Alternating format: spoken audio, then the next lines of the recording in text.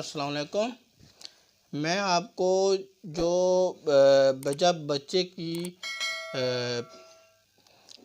پیدائش ہوتی ہے تو اس بچے کو مختلف بیماریاں بھی بچاؤ کے لیے بتا رہا ہوں کہ اس بچاؤ کے لیے اسے ماں کا دودھ بہتر ہے۔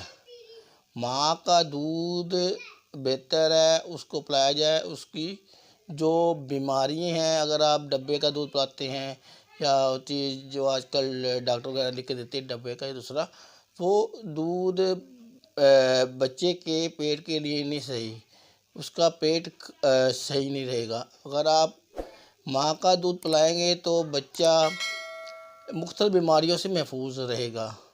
یہ اللہ تعالیٰ نے ماں کے دودھ میں شفا ڈالی ہوئی ہے، یعنی کہ ہر مرض کا بچوں سے بیماری سے محفوظ کا علاج ہے کہ وہ ہر بیماری سے محفوظ رہ سکتا ہے۔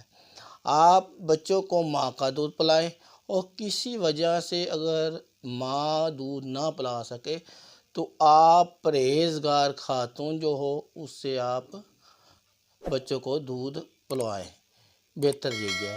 بچیوں کو لڑکیوں کو آپ 2 سال تک آپ پلائیں گے دودھ، اور لڑکوں کو یعنی کہ بچوں کو آپ 2.5 سال تک دودھ پلائیں گے۔